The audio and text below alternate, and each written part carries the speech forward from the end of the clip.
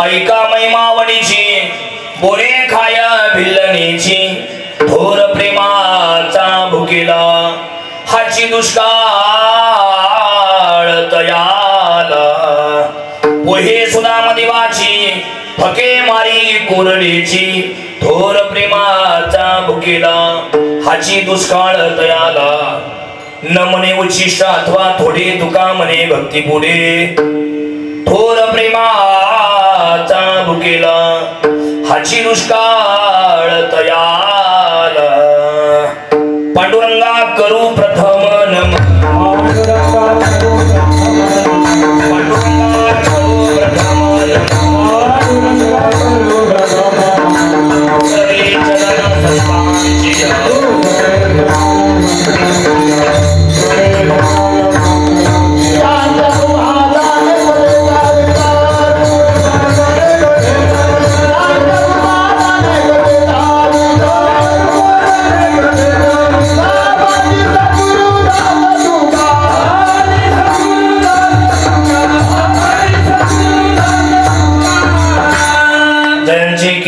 स्मरण होय सकळ विद्येची अधिकरणतेची वंदू श्री चरण श्री गुरूंचे नमस्कार आता आश्रितगिरी समंशात कंजलम सिंधुवात्री सुरतरोवर शाखा लेखनी पत्र मोरवी लिखती आणि गृहीत्वा शारदा सर्व कालम तदपि तव गुणानामीश पारं नयाति नमस्ते शारदे देवी सरस्वती मती प्रदे वसत्वं मम जीवाग्रे सर्व विद्या प्रदा भव धन्य धन्य निवृत्ति देवा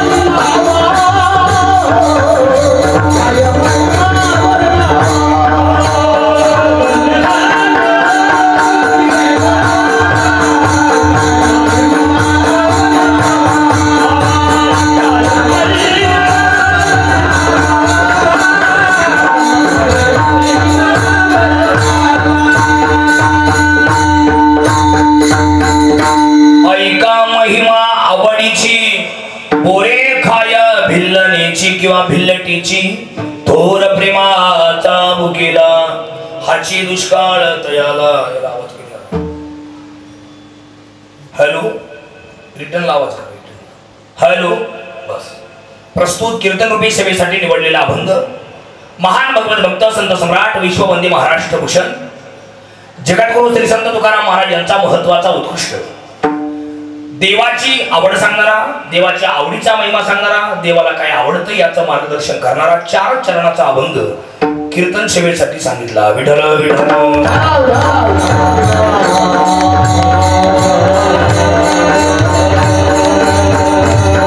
या अभंगाला या कीर्तनाला या सेवेला सुरुवात प्रारंभ करण्यापूर्वी थोडासा परिहार करणं गरजेचं आहे महत्वाचा आहे अति महत्वाचा आहे कशा निमित्त हा कार्यक्रम आहे सर्वांना ज्ञात आहे माहिती आहे कल्पना आहे तरी पण सांगणं हे सांगणाराच किंवा वक्त्याचं आद्य कर्तव्य ठरतं या न्यायानं गेली अनेक वर्षापासून चालत आलेला हा भव्य दिव्य अखंड हरिनाम सप्ताह नामयज्ञ ज्ञानेश्वरी पारायण सोहळा नामयज्ञ अंतर्वेदी मोठ्या आनंदानं उत्साहात प्रेमानं मिळून मिसळून हा सोहळा या ठिकाणी संपन्न होत असतो दादा गेल्या अनेक वर्षापासून संपन्न होत असतो सद्गुरू जनार्दन स्वामींची मोठी कृपा या गावावरती आहे आदिकरून सर्व संतांचा आशीर्वाद या गावाला आहे आणि विशेष पूजनीय धोंडराम बाबा संपूर्ण निसर्गाला हिरवा शालू पांघरला आहे नद्या दोन्ही थड्यात तुडुंब भरून वाहतात हे की नाही पक्ष्यांचा चिवचिवाट असा साधला हा पर्व काळ हे की नाही अतिशय घोड दर्शनाथे मारेला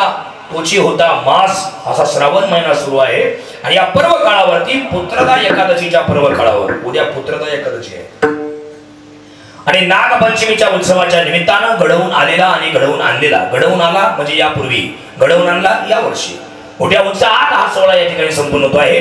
त्यातली आजची ही 7वी कीर्तन सेवा, बरोबर ना? 6वी का 7वी ना? 9 दिवस या वर्षी, काहींचे 10 दिवस सप्ते या वर्षी, पंचमीला चालू केली काही. अतिशय गोड नियोजन आहे. मृदंगाचार्य अमोलदादा माझे मित्रच आहे, टाळ्या वाजवा त्यांच्यासाठी. अप्रतिम साऊंड सिस्टीम, तुम्हाला धन्यवाद. धन्यवाद धन्यवाद. विनिकरी बाबा, माझ्यावरती नितांत प्रेम करणारी. माझी सुरुवात पहिलं कीर्तन आळंदीवर सुटल्या सुटल्या इथं झालं होतं 2013. हा, तेव्हा मला ज्यांनी आणलं होतं ते आदरणीय छगुन आला, त्यांनी सुरेश रावांना सांगितलं होतं. तेव्हापासूनची मैत्री. आदरणीय शंकर महाराज, आदरणीय परिसरातले गावकरी, भजनी मंडळी, आलेले सर्व पाहुणे, पूजनीय धोनीराम महाराज, पूजनीय चंद्रकांत दादा, पूजनीय सर्व परिसरातली मान्यवर मंडळी आहेत. कोणाकोणाचे नाव घेऊ, सगळे जीवाची माणसं आहेत. सगळ्यांना एकत्र जयारी करतो म्हणजे त्यात सगळे येतील. मस्तक हे पायावर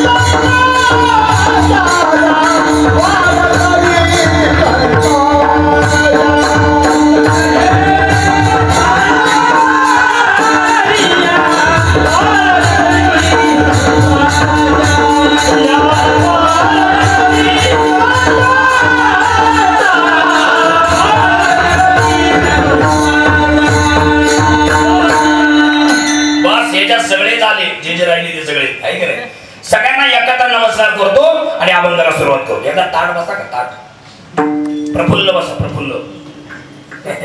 काय काय प्रफुल्ल दिसत आहेत, काय काय फुल्ल दिसत आहेत. जेवण काय भारी जेवण होत. मी गेलो तुझ्या मगाशी लॉड मारली होती त्यांनी बाहेर, आहे काय नाही. मी काही जेवलो नाही पण पाहिलं ते छान. सगळ्यांनी ताट बसा, प्रफुल्ल बसा आणि हसतमुख बसा करा. अशी आज माझ्या वर्ष श्राद्धाला बसल्यावर नका बसू, असे ताट बसा. काही काही मगात बसून माझ्याकडे अशी बाद आहे. असं का बरं पाहू ताट बसा, ताट प्रफुल्ल बसा. काही टेन्शन मध्ये तुम्ही कोणी, हा ताट बसा. मस्त नियोजन आहे, मस्त वातावरण आहे. अभंग तुमच्या सगळ्यांच्या तोंडाकडे पाहून निवडलाय.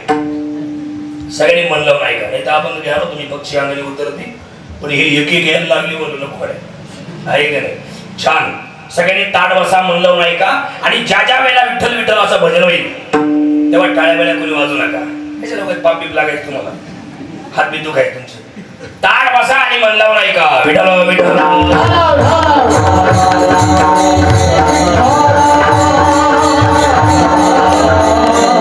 अभंग संत तुकाराम महाराजांचा आहे आणि या अभंगातील 4ही चरणांचा सडार तास आहे. अभंगाच्या पहिल्या चरणात रामायणातली कथा आहे, दुसऱ्या चरणात राधाकृष्णाचं प्रेम व्यक्त केलं, तिसऱ्या चरणात श्रीमद भागवतातली कथा आहे आणि दोन्ही कथेचा सिद्धांत देऊन अभंगाला पूर्ण विराम दिला आहे. विठ्ठल विठ्ठल.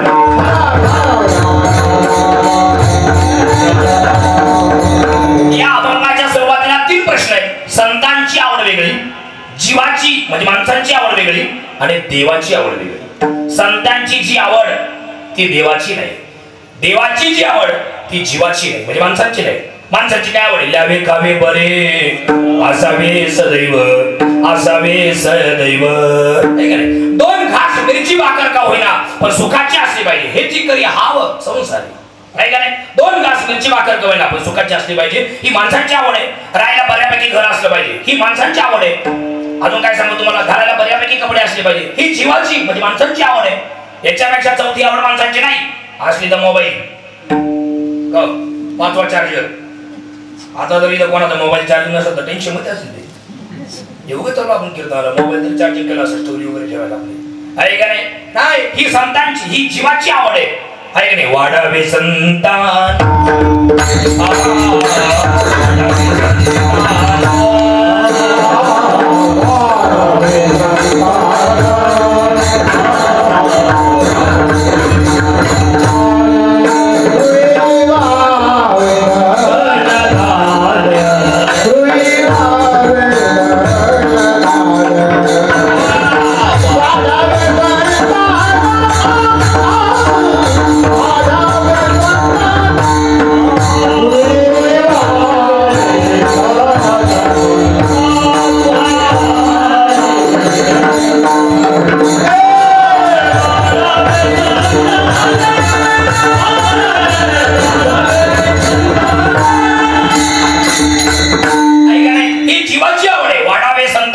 गृही व्हावे धनधान्य ही जीवाची आवड आहे. याच्यापेक्षा चौथी आवड माणसाची नाही.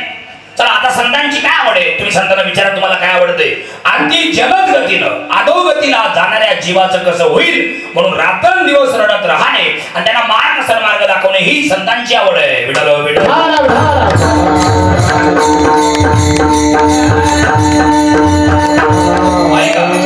किंवा अजून संतांना विचारा तुम्हाला काय आवडते, तेव्हा त्याने सांगितलं माझ्या जीवाची आवडी एकच आहे. म्हणा माझ्या जीवाची आवडी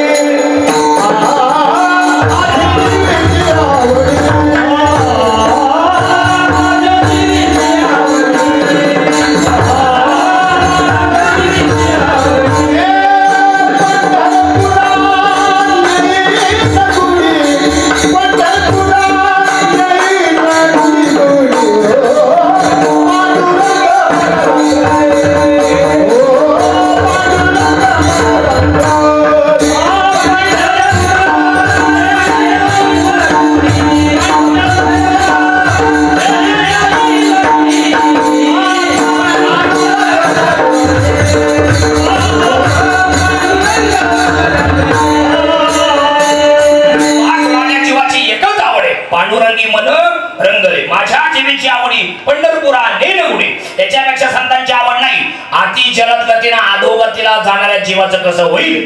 कारण सध्या लय लोक अधोगतीला चालले. तुमची सगळ्यांची माफी मागून बोलतो आलेले पाहुणे तुम्ही सुद्धा 22 वर्षाच्या पोरी सध्या विधवा आहेत. तुम्ही नाही म्हणू शकत नाही. तुमच्या माना असून तुम्ही असं करणार, तुम्ही नाही म्हणू शकत नाही. 22 वर्षाची पोरगी विधवा आहे, 25 वर्षाची पोरगी विधवा आहे, 30 वर्षाची पोरगी विधवा आहे. बाया नाही त्या पुरी आहेत. त्यांच्या वयाच्या पोरींच्या अजून शिक्षण चालू आहे. त्यांच्या वयाच्या पुरी अजून शिकून राहिले. कोणी एमपीएससी करतोय, कोणी यूपीएससी करतोय, कोण एलएलबी करतोय, कोण वकिली आहे का नाही, किंवा कोण नर्सिंगचा कोर्स करतोय. आणि दुसरा नवरा करायची सोय नाही. छोटं बाळ आहे, दुसरा नवरा करील तर माझ्या बाळाची रांडोळी होईल, माझ्या बाळाची हेळसांड होईल, माझ्या बाळाला कोण सांभाळेल, कोण चुलावेल. त्या बाईनं आयुष्य काढायचं कसं आणि कोणाकडे बघून. नवरा अटॅक पायी वारला, नवरा कॅन्सर पायी वारला, नवरा व्यसना पायी वारला, नवरा ऍक्सिडेंट मध्ये गेला, कसं आयुष्य काढायचं कसं काय. आणि या सगळ्या लोकांकडे तुकाराम महाराजांचं लक्ष आहे. तुकाराम महाराज म्हटले अरे कमी वयात आणि कमी काळात जाण्यापेक्षा एक काम करा, देवाची उपासना करा. तुम्ही जन्माला आलात ना, उदार परमेश्वराला तुम्ही शरण जा. केव्हा जाऊ याची गॅरंटी नाही, आहे का नाही. स्मरण करा किंवा शरण जा उदारा पांडुरंगा. रात्रंदिवस देवाची उपासना करा असा संतांचा आग्रह आहे. म्हणून रात्रंदिवस रडत राहणे हे तो हिताचा गुण.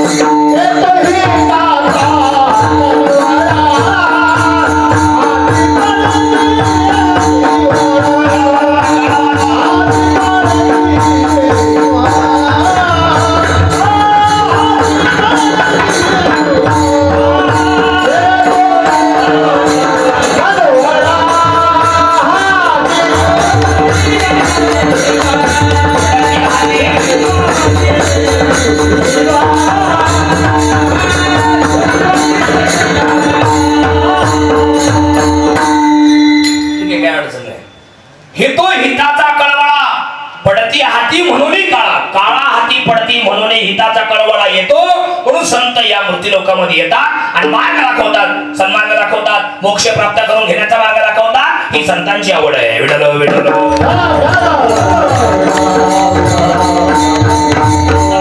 आता आजच्या अभंगात संतांची आवड नाहीये, आजच्या अभंगात जीवाची सुद्धा आवड नाही, आजच्या अभंगात देवाची आवड आहे. देवाला काय आवडतं बा हातवरी आली सांगितले, हातवरी आली. ऐका तो प्रकार. काय काय आवडतं देवाला? नामाचा उच्चार रात्रंदिवस. रात्रंदिवस देवाचं नामस्मरण करणारी माणसं देवाला आवडतात. गळ्यात तुळशीची माळ घालणारी माणसं देवाला आवडतात. अजून काय कपाळाला बुक्का लावणारी माणसं, हातीभरी आवडे तुळशी बुक्का जे लावतात ते माणसं देवाला आवडतात. अजून काय आषाढी कार्तिकी पंढरीची वारी नित्यनेमाने जे करतात ती माणसं देवाला आवडतात. अजून काय हरिभक्तांविषयी मनामध्ये प्रेम बाळगणारी माणसं देवाला आवडतात. अजून कोण याच्यापेक्षा कोणी आवडत नाही. आईसा ज्यांचा नेम तो देवा परम पूज्य जगी, तो देवा परमपूज्य जगी. कोणता? नामस्मरण करतो तो, गळ्यात तुळशीची माळ घालतो तो, आषाढी कार्तिकी पंढरीची वारी करतो तो, नित्यनेमानी वारी करतो तो, हरिभक्तांविषयी मनामध्ये प्रेम बाळगतो तो, एक परमपूज्य जगी. बस याच्यापेक्षा देवाला दुसरं कोणी आवडत नाही. अजून कोण आवडतं? निस्वार्थी प्रेम करणारी माणसं देवाला आवडतात. स्वार्थी प्रेम करणारी माणसं देवाला अजिबात आवडत नाही. प्रेम is a not a joke. पण निस्वार्थी, सध्या स्वार्थी प्रेम आहे, निस्वार्थी प्रेम. तुम्ही जर मी जर तुम्हाला आता 100 रुपये मागितले आणि जर तुम्ही मला दिले तर तुम्ही लय चांगले, इतके चांगले, लय चांगले. आणि जर तुम्ही मला 100 रुपये दिले नाही, मी तुमची काय वाट लावील त्याचा नेम नाही. तुम्ही जसे नाही तसा करणार मी तुम्हाला, तुमची बदनामी करून टाकणार नाही दिल्यामुळे. स्वार्थी नव्हे. लोक देवाला हे लोक आवडत नाही, देवाला निस्वार्थी प्रेम करणारे माणसं आवडतात. दादा देवाला दुसरे कोण आवडते? भगवान कृष्णाला 16,108 बायका होत्या, तरी भगवान कृष्णाचं प्रेम राधेवरती होतं. आणि हे 16,108 बायांना सुद्धा माहिती होतं की आमच्या नवऱ्याचं प्रेम भगवान कृष्णाचं राधेवरती आहे. एक सुद्धा बाई शब्दाने देवाला काही म्हणले नाही. का? ते प्रेम स्वार्थी नव्हतं, निस्वार्थी होतं. आणि राधेला सुद्धा नवरा होता. काय नाव त्याचं? अनया गवळी. त्या अनया गवळ्याला सुद्धा माहिती होतं बरं का, चौमर गवळी. अनया गवळ्याला सुद्धा माहिती होतं की माझ्या बायकोचं म्हणजे राधेचं प्रेम भगवान कृष्णावरती आहे. एक दिवस सुद्धा त्यांनी तिला दुखवलं नाही. का बरं? ते प्रेम स्वार्थी नव्हतं, निस्वार्थी होतं. इतकं प्रेम रंगलं. मगाशी मी एक वाक्य बोललो, प्रेम is a not a joke. असं का बोललो? प्रेमात कसल्याच प्रकारची भीती नसते, आणि जिथं भीती असते ते प्रेम नसतं, ते प्रेमाचं नाटक असतं. विठ्ठल विठ्ठल.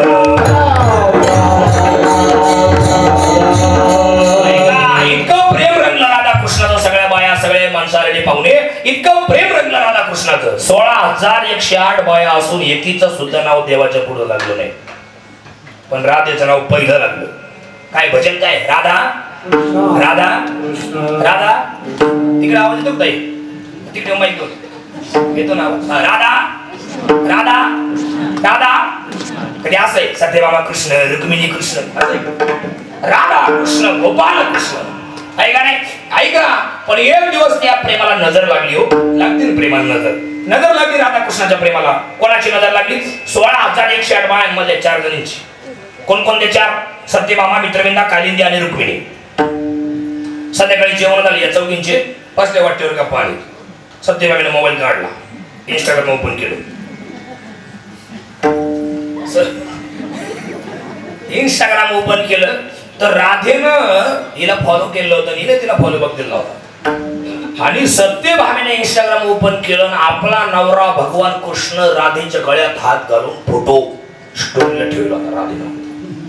तो फोटो पाहिला अशी खवळली आणि रुक्मिणी माते म्हणली, का होताई, हल्ली आपला नवरा जगाचा बाप कृष्ण परमात्मा, विश्वाचा नायक, हल्ली आपल्याकडे पाहतच नाही. कधी पण पाहत्या राजाच्या मागे हिंडत असतो. देखे लागे माये यमुनेचे तिरी.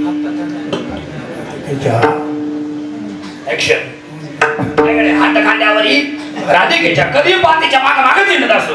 या दोघांना अद्दल घडवली पाहिजे, या दोघांची ताटातूट केली पाहिजे, हे दोघं परत कवाच एकत्र नाही आले पाहिजे, असं काहीतरी केलं पाहिजे. आणि मग काय आहे यांच्या डोक्यात आल्यावर?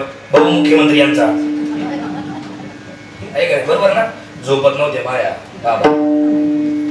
फोन वाजला का कापट्याने उठायचे. आला काय?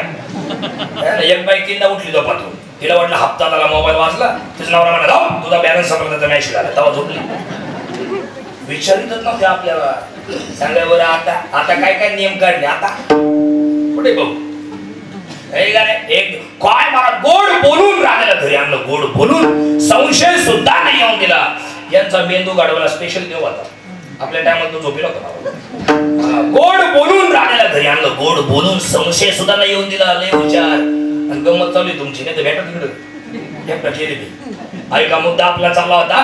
गोड बोलून राधेला घरी आणलं आणि खळा दूध उकळलं आणि राधेला पाजलं या चौघींनी.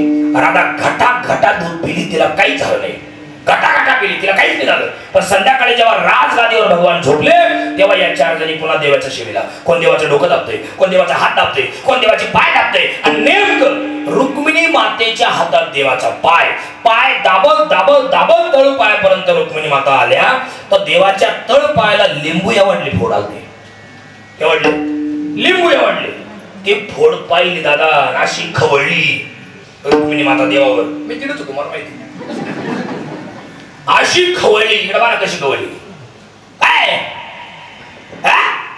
पुढे गेले बेकार चपलाच्या पराक्रम मला एवढले फुट तुमच्या पायाला आले. भगवंताने तोंड बारीक केलं, डोळ्यातून पाणी काढलं, सांगितले सत्यभामे हे मित्रविधी कालिंदी रुक्मिणी तुमच्या चौघींचा पराक्रम या. म्हणजे अगं माझी प्रिय सखी राधा, माझ्यावरती निस्वार्थ प्रेम करणारी माझी राधा, अगं मी भगवान आहे, मी ईश्वर आहे असा उदात्त हेतू ठेवून माझ्यावरती प्रेम करणारी माझी राधा, तिच्यावर माझ्यावर तुम्ही संशय घेता ना ग. ध्यानात ठेवा अंतर्विधीच्या बाया, जर तुमच्या डोक्यात काही संशय येत असेल एकमेकांबद्दल तर पुढच्या रविवारी गाडीत बसायचं. आता जाऊ दे घरा समोर, आज तिसऱ्या सोमवारी गाडीत बसायचं. सकाळी तुमचा मोबाईल घरीच ठेवायचा. तुम्ही दोघांनीच नवरा बायकोनी पोरं बिरं घरीच ठेवायचे. दोघांनी गाडीत बसायचं, डायरेक्ट त्र्यंबकला जायचं. ते ब्रह्मगिरी पर्वत चढून वर जायचं, ते शंकरांना जाटा नाही का आपले तिथे जायचं आणि तिथून खाली पाहायचं. ऐकायचं पूर्ण ऐकायचं. ऐक, तिथून खाली पाहायचं, त्या निसर्गाचा आनंद घ्यायचा, समोर समोर बसून संशय दूर करायचा, तर तुमचा संसार टिकेल, अन्यथा डिवोर्स. हे मी बोललो काय? कोण बोललो? हे ज्ञानेश्वर महाराज बोलले. संशयाहुनी थोर अनेक पाप नाही घोर. जगातला सगळ्यात मोठं पाप जर असेल तर संशय. हे सत्यभामे मित्रविधी कालिंदी रुक्मिणी, तुम्ही माझ्या माझ्यावर संशय घेतला ना, तिला तुम्ही दूध पाजलं कडक गरम म्हणून ते फोड माझ्या पायाला आले. म्हणले एकच काय शक्य? आज रामोद दादाला इंजेक्शन साऊंडवाल्याला गोळ्यावर सुद्धा विनेकरण खाली आणि गुणपाठी मग यांना आला. आहे का काही संबंध? म्हणजे आहे. अगं सत्यभामे मित्रविधी कालिंदी रुक्मिणी, जेव्हा तुम्ही माझ्या राधेला दूध पाजित होत्या ना, तेव्हा माझी राधा माझं भजन करत होती आणि तिच्या हृदयात माझे पाय होते, म्हणून ते फोड मी माझ्या पायाला येऊ दिले. माझी राधा सुरक्षित ठेवली. याला म्हणायचं प्रेम. आणि देव याच प्रेमाचा भुकेलेला आहे दुसरं चरण. थोर प्रेमा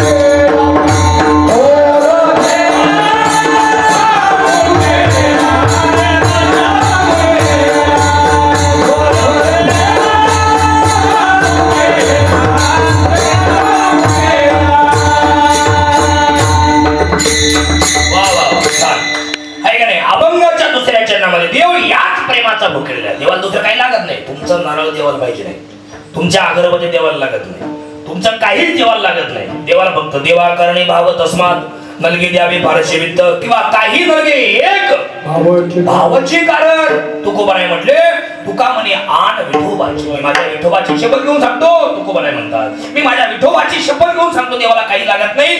भजाने विठ्ठला सांगतो तुम्हाशी. फक्त श्रद्धा, फक्त विश्वास, फक्त भाव देवाला पाहिजे.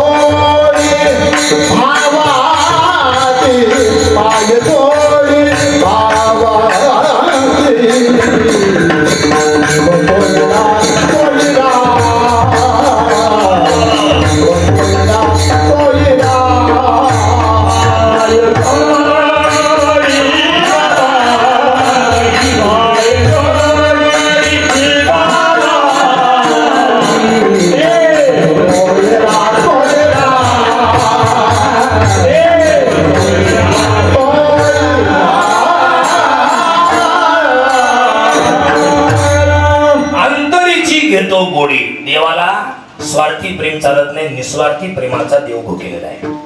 सध्या लय पुरे महादेव टेन्शन मध्ये आज दिवसभर. श्रावण महिना लागल्यापासून बाबा महादेव टेन्शन मध्ये. माझी त्यांची एक दिवस भेट झाली आमच्या सायकडला.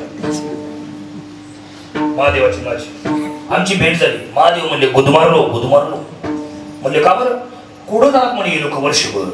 श्रावण महिना सुरू झाला का मला टोकन लावायला ते म्हणे. वर्षभर काय काम करतात ते? वर्षभर यांना मी काही सापडत नाही का? ऐकाने इतका पूर आलाय काहींच्या भक्तीला. मी कोणाची निंदा करत नाही, कोणाला नाव ठेवत नाही, पण एका गोष्टीचं मला फार वाईट वाटतं, ती तुम्हाला बोलून दाखवतो. तुम्ही चांगली माणसं माझ्या पुढे बसले म्हणून सांगतो.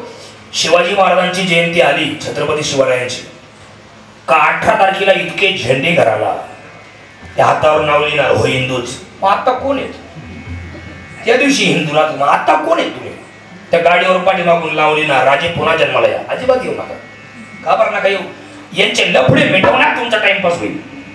हे फळ्या बेळ्या करणारे, सत्ता बंद पाडणारे आहे का नाही, किंवा अजून एकमेकांना नावं ठेवणारे, एकमेकांची निंदा करणारे, कुठाळ्या करणारे, यांचे लफडे मिटवण्यात राजे तुमचा वेळ जाईल. त्याच्यामुळे तुम्ही जन्माला येऊ नका. तुमचा अवमान होण्याची शक्यता आहे यांच्याकडून. आहे का नाही? कशा करता येईल? डीपी महाराजांचा ठेवणार, स्टेटसला महाराजांचा व्हिडिओ ठेवणार, महाराजांचा फोटो ठेवणार. असं स्टेटसला माफी मागून बोलतो, कोणाच्या भावना दुखवू नका.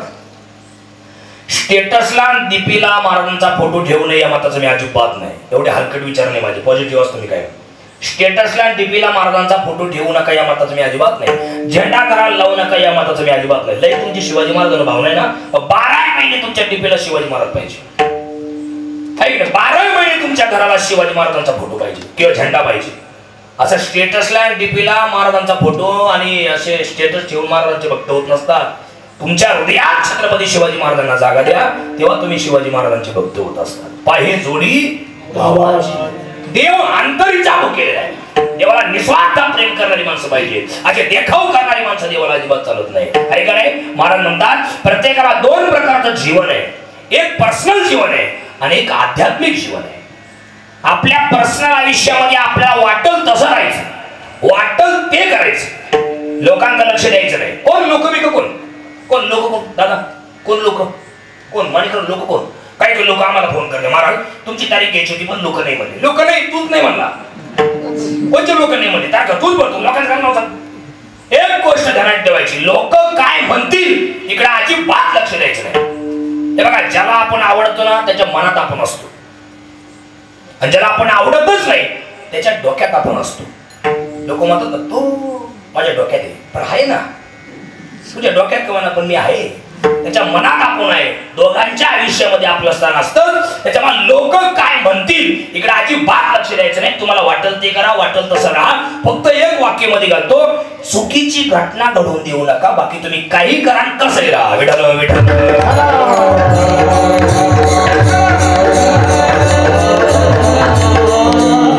कमी वयात आणि कमी काळात बरेचसे तरुण मित्रमंडळी माझ्या पुढे बसले, काही पोरी आहेत. सगळ्यांनी माझा ऐका, मी तुमचा आहे, तुम्ही आपले आहात म्हणून तुम्हाला सांगतो, कमी वयात आणि कमी काळात फार मोठं काम करायचं असेल तर सतत पॉझिटिव्ह राहायला पाहिजे.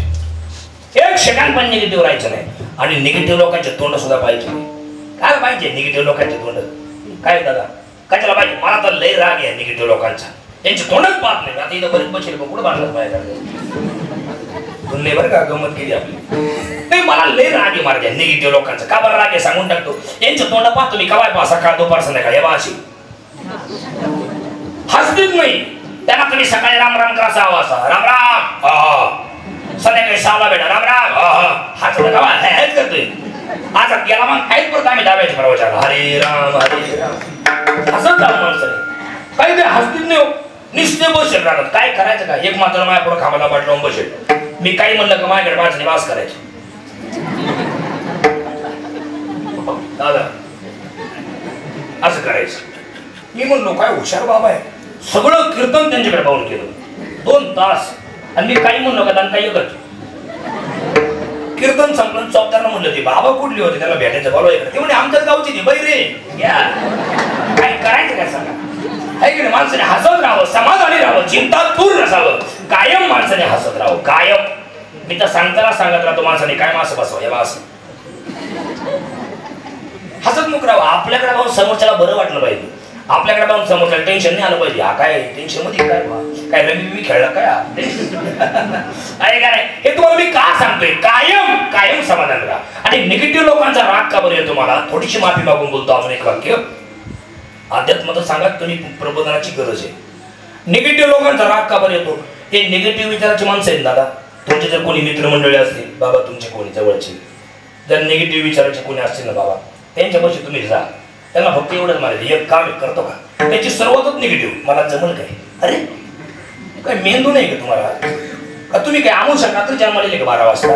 मला जमल, मी ते करू शकतो आणि मी ते करणारच. ही ताकद म्हणजे पॉझिटिव्ह ऊर्जा. अशक्य गोष्टी शक्य करण्याची ताकद जर पुढे असेल तर फक्त पॉझिटिव्ह विचारात आहे. आणि 1 लाखातलं वाक्य श्रीमंत, तेवढं लिहून ठेवा घरी गेल्यावर. एखादी गोष्ट जेव्हा तुम्हाला मनापासून पाहिजे असते, अंतःकरणापासून, तेव्हा ती गोष्ट तुम्हाला मिळवून देण्यासाठी हा सारा निसर्ग आणि हा परमेश्वर तुम्हाला एक वटून मदत करत असतो. आणि पाहिजे असलेली गोष्ट तुमच्या पदरात पडल्याशिवाय निसर्ग शांत बसत नाही. म्हणून सतत पॉझिटिव्ह राहा.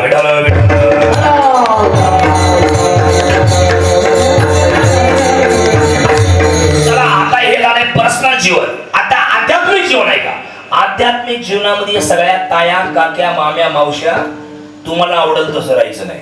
पर्सनल आयुष्यात तुम्हाला जसं वाटेल तसं राहायचं, पण आध्यात्मिक जीवनात तुम्हाला आवडेल तसंच राहायचं. मग देवाला जे आवडतं ते करायचं. समजा सुरेश रावचा फोन आला एखाद्या बाईला गावात, ताई अहो ते महाराजांचा फोन आलता, महाराज तुमच्याकडे जेवायला येतात, चालेल का?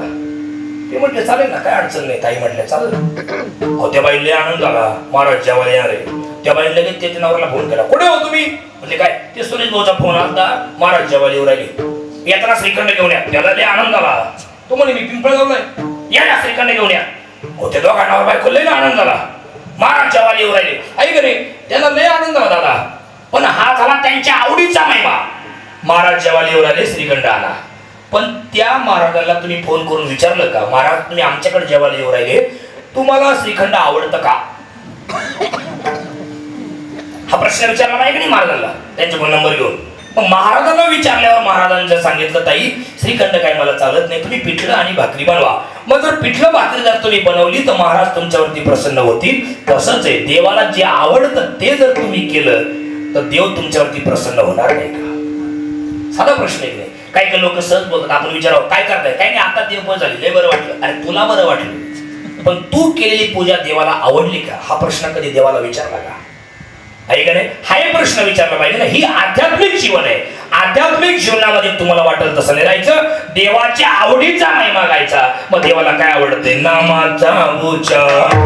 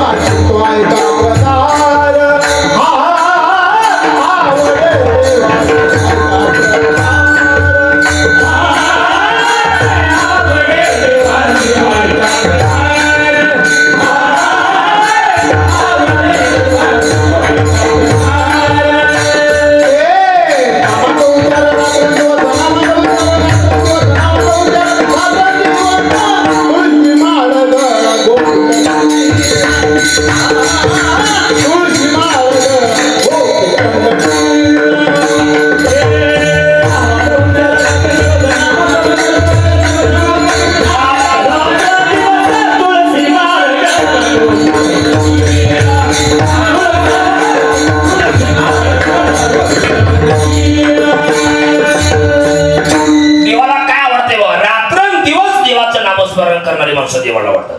आता इथं थोडासा मुद्दा आहे, रात्रंदिवस देवाचं म्हणजे बायकोला सोडून द्या, नवऱ्याकडे दुर्लक्ष करा, पोरा बाळाला सोडून द्या, गरजेची बिलं पाडून टाका, जमीन विकून टाका, जा अंगावर राखला. आज नाही, उलट सुखी करावा संसार नसणावी दुनी वार. सुखाने संसार करा आणि उरले काळात काही म्हणा राम राम. कामामध्ये काम, काही म्हणा राम राम. साईल बाबा श्रम सुखा होईल.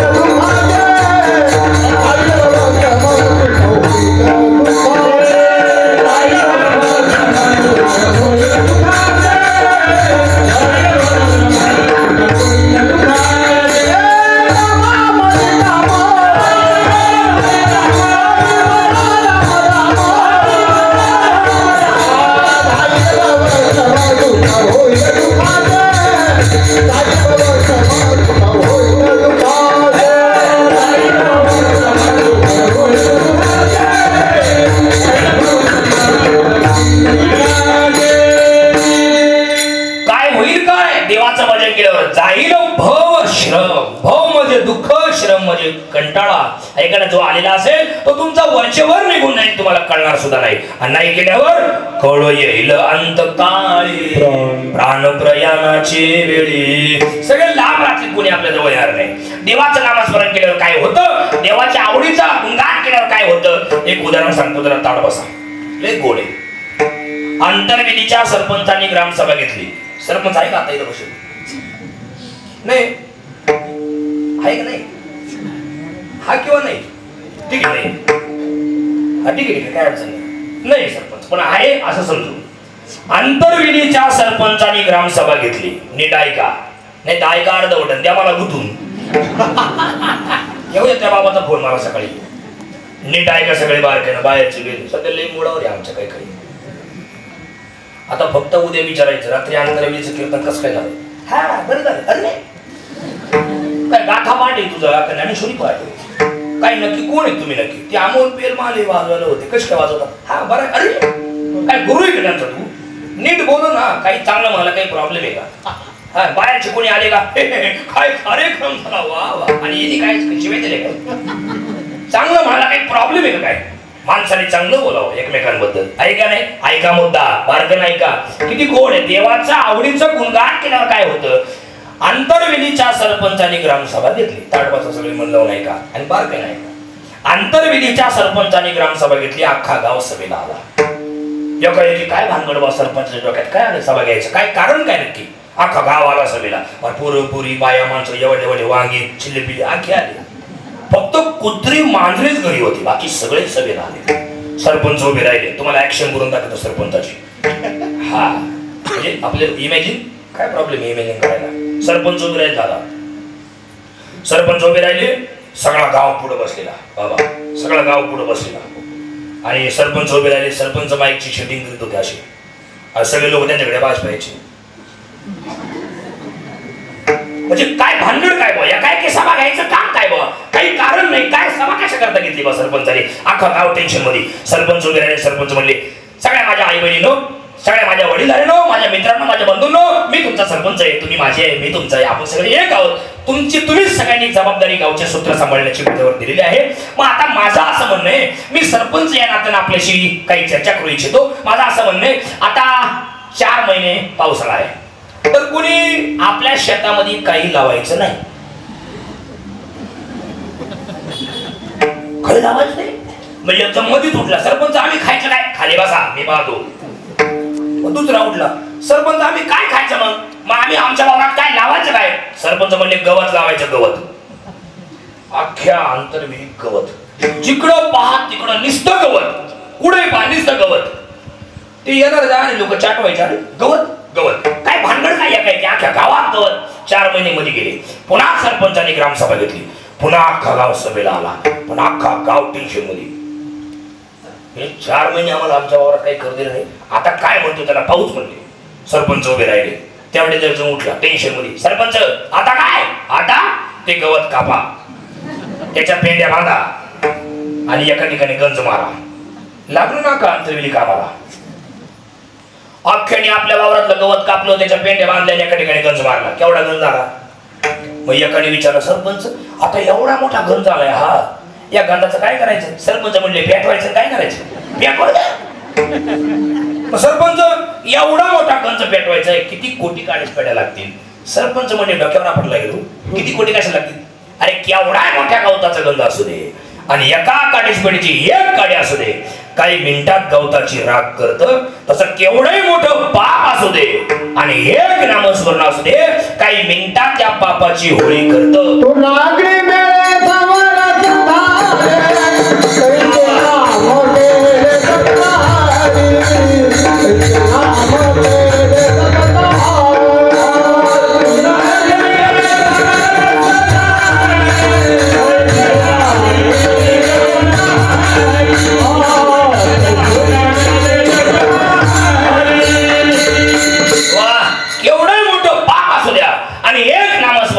घेता नाम विठोबाचे, पर्वत जळती पापाचे पापाच्या राशीच्या राशी जाळण्याची ताकद देवाच्या नामस्मरणात आहे. म्हणून शरण जा उदारा पांडुरंगा.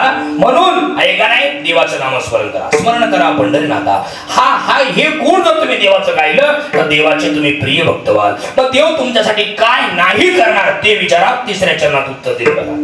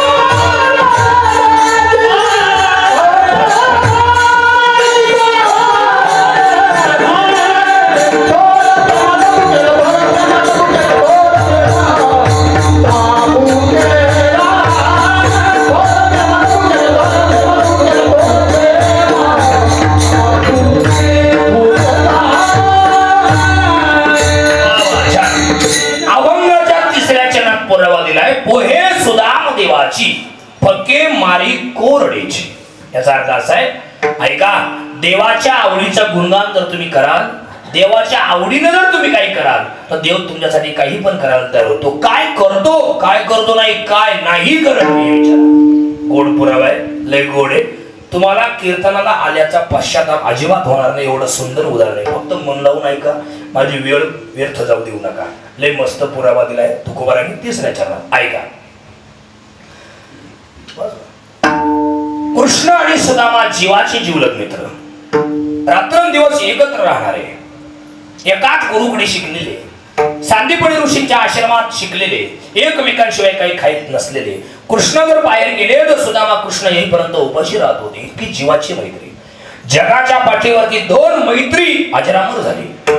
काल मैत्री दिन होता, तर ऐकले, अजरामर झाली बाबा. एक कृष्ण आणि सुदामाची मैत्री अजरामर झाली, आणि दुसरी कवी कलश आणि छत्रपती धर्मवीर संभाजी महाराजांची मैत्री, कवी कलशाची मैत्री अजरामर झाली. सांगतो मी तुम्हाला पुढे, एवढं पूर्ण करू. ऐका, लय बारी. आणि त्याच्यापेक्षा बारकाईनं सांगतो, फक्त बारकाईनं ऐका, लय किचकट आहे. मी हे उदाहरण कधी सांगत नाही, पण तुम्ही लय टाव करून बसले म्हणून सांगतो. ऐका, भगवान कृष्णच भिकारी राहणार होते. मी शुद्धीवर आहे, फक्त तुम्ही बारकाईनं ऐका. भगवान कृष्णच भिकारी राहणार होते आणि सुदामदेव द्वारकेचे राजे होणार होते. पण असं उलट का झालं? कृष्ण द्वारकेचे राजे का झाले आणि सुदामदेव दरिद्री का राहिले? किती गोड पुरावा आहे. ऐका, एक दिवस आणि 18-20 दारिद्र्य एकाच्या वाट्याला आलं आणि एक द्वारकेचा राजा झाला. दोघं एकाच गुरुकुलात शिकले. शिकणारे, एकमेकांचे कपडे वापरणारे, एकमेकांशिवाय न राहणारे, एकत्र जेवणारे, कुठेही सोबतच फिरणारे आणि एकाच गुरुकडे शिकलेले आणि एकमेकांवरती जीवापाड प्रेम असलेले मित्र. पण एक द्वारकेचा राजा झाला आणि एक आयुष्यभर दरिद्र राहिला. एकाच्या वाट्याला 18 विश्वे दारिद्र्य आलं. मी शब्द वापरला विश्वे, विश्व नाही. विश्व शब्दाचा अर्थ जग होतो आणि विश्वे शब्दाचा अर्थ जन्मभर होतो. 18 विश्वे आपण म्हणतो ना, हे विश्वाची माझे घर, विश्व म्हणजे जग, हे जग माझं घर आहे. पण 18 विश्वे म्हणजे जन्मभर दारिद्र्य वाट्याला आलं सुदाम देवाच्या. एक दिवस सुदाम देवाची बायको सुशीला देवी सहज बोलल्या, काव धनी, काव स्वामी, काव पतिदेव, ओ मालक, ओ नाथ, ओ धनी, ओ माझ्या मालका, अहो जरा काही हातपाय हलवा, या पोरांकडे बघा, वाढून चालले पोरं. अहो आपण गटागटा पाणी पिऊन दिवस काढू शकतो, पण या पोरा बाळांचं बघावं, मला नाही पावतो, मला लई त्रास होतो, झोप येत नाही मला, काहीतरी करा तुम्ही, हातपाय हलवा. आता मी जसं बोलणारे सगळ्या बाया, सगळे माणसं, आलेले पाहुणे, बाहेरचे सगळे, मी जसं जसं बोलल ना तसं तसं चित्र तुम्ही डोळ्यापुढे आला, म्हणजे तुम्ही भूमिकेत राहाल. म्हणजे तुम्हाला असं भास होईल कृष्ण आणि सुदामा आमच्या समोरच आहेत, असं इमेजिंग करा, चित्र डोळ्यापुढे आला. सहज बोलली सुशीला, काव धनी, काव स्वामी, काव पती, काव मालक, ओ नाथ, ओ माझ्या मालका, अहो काहीतरी करा, हातपाय हलवा. सुशीला बारीक आवाजात बोलले, सुशीला मी का मुद्दाम करतोय बाळा, मला का हाऊस आली का पोरांना उपाशी झोपायची? अहो मग काहीतरी करा ना, जा ना, काहीतरी मागून आणा, त्या पोराच्या पोटात घालव, मला लई त्रास होतो या गोष्टीचा. काय करू सुशीला, सांगतो मी, सांगते ऐकाल तुम्ही? हा, तुमचा बालपणीचा मित्र म्हणे कृष्ण द्वारकेचे राजे झाले. हो झालाय. मग तुम्ही त्यांच्याकडे का जात नाही, काही मागत का नाही? जा तुम्ही त्यांच्याकडे, जा, काहीतरी मागा, ते तुम्हाला रिकाम्या हाताला नाही पाठवायचे, जा. सुशीला आपत्ती कालेन मित्र न गच्छत. बाय संकटाच्या काळात, अडचणीच्या काळात कोणाकडे हात पसरू नये बाई. लोक देत नाही पण चेष्टा करतात, टिंगल करतात, टवाळ्या करतात, हेळसांड करतात, अहो हे न करतात, असं कोणाकडे हात पसरू नये बाळा. अहो मी तुम्हाला कोणाकडे नाही पाठवत, तुमच्या मित्राकडे पाठवते, जगाच्या बापाकडे, विश्वाच्या नायकाकडे. तो विश्वाचा नायक ठेवा बाजूला, पण तुमचा बालपणीचा मित्र आहे ना, एकमेकांशिवाय तुम्ही राहत नव्हते ना, त्याच्याकडे तुम्हाला पाठवते. जा तुम्ही, जा, माझा विश्वास आहे, माझं मन माझ्याशी सांगते, माझ्याशी बोलतंय, तुम्ही जा, काहीतरी मागा, ते तुम्हाला रिकाम्या हाताला पाठवणार नाही. जातो सुशीला, जातो मी, पण 3 ठिकाणी रिकाम्या हाताला जाऊ नये बाई. आपल्या श्रीगुरूंकडे जाताना कधी रिकाम्या हाताला जायचं नाही, देवाच्या मंदिरात जाताना कधी रिकाम्या हाताने जायचं नाही, आणि कोणाच्या घरी जाताना कधी रिकाम्या हाताने जायचं नाही. सुशीला जगाच्या मालकाकडे जायचंय, काहीतरी आण. अहो काही असं तुम्ही तुम्हाला दिलं नसतं का? इकून तिकून भिक्षा मागून मुठभर पोहे आणले, धोत्राच्या गाठीत बांधले आणि निघाले सुदामदेव. थोडासा रिप्लाय करा मला. मजल दर मजल, मजल दर मजल, मजल दर मजल, मजल दर मजल करत निघावं. रोज सकाळी उठावं, दिवसभर चालावं, चालता येत नाही, कमरेत वाकलेले सुदामदेव. म्हातारं आयुष्य झालेलं, ऐकणे तोंडाची खोबऱ्याची वाटी तयार झालेली. दिवसभर सकाळी उठावं, दिवसभर चालत राहावं, संध्याकाळी सूर्य मावळायला गेला का एखादं घर पाहावं, त्याच्या घरी जेवावं, दिलं तर खावं, नाही तर तिथं चोपी जावं, पुन्हा सकाळी उठावं, चालत राहावं. चालत चालत चालत चालत चालत चालत चालत चालत सुदामदेव द्वारकापर्यंत पोहोचले. आणि द्वारकेपर्यंत आल्याबरोबर, तुम्ही भूमिकेत आहे ना सगळ्या, आहे ना तुम्ही बरोबर आमच्या? हा मायका. सुदामदेव द्वारकेला आले तर 2 द्वारपाल बाहेर उभे होते, शिवक, आणि त्याचा एक गरम डोक्याचा होता आणि एक शांत डोक्याचा होता. तो गरम डोक्याचा चिडला, कोण रे तू? आम्ही येडेवेडे घेतो उभे, आला डायरेक्ट मध्ये शिरतो, रागवू नका, मी सुदाम, लय लांबून आलोय. तुमचा द्वारकेचा राजा आहे की नाही कृष्ण? हा, त्याचा मी बालपणीचा मित्र. तो गरम डोक्याचा परत पडाला, तू आमच्या देवाचा, राजाचा आणि बालपणीचा मित्र, आता भिकारला त्यांना, अरे हा लय बेटा चालली. तो शांत डोक्याचा चौकदार म्हणला, अरे काय गोड्यावर राहतोय, जरा शांत कर ना डोकं, जरा डोक्यावर पाणी वर जरा. तो काय सांगतो ऐकून घे, देवाला जाऊन सांग. देव हो बोलले तर पाठवू, नाही बोलले तर बघू काय करायचं. काय घोड्यावर राहतो, ऐक ना जरा. हा ठीक. तो गरम डोक्याचा मध्ये गेला आणि त्या शांत डोक्याच्या चौकदाराने सुदामदेवाला धरून ठेवलं. भूमिकेत राहा. आणि आतमध्ये आले. भगवान कृष्ण सिंहासनावर बसले होते, समोर अष्टनायिका देवाच्या पत्न्या बसल्या होत्या. काहीतरी संवाद चालला होता त्यांचा आणि देवाचा. हत्तीला आला, हत्तीला देवी घोड्यावरच. देव येतो, जगाचा बाप आहे, नीट बोलावं नाही. तिला आलं देवा, बरं देवाचा आवाज कमी आणि आता जास्त. देवा, हा बाहेर एक भिकारी आलाय. बरं मग तो तुम्हाला भेटायचं म्हणतोय. मग भगवान म्हटले का रे इकडे, माझ्या भक्तांना मला भेटण्यासाठी माझे दरवाजे कधीपासून बंद झाले.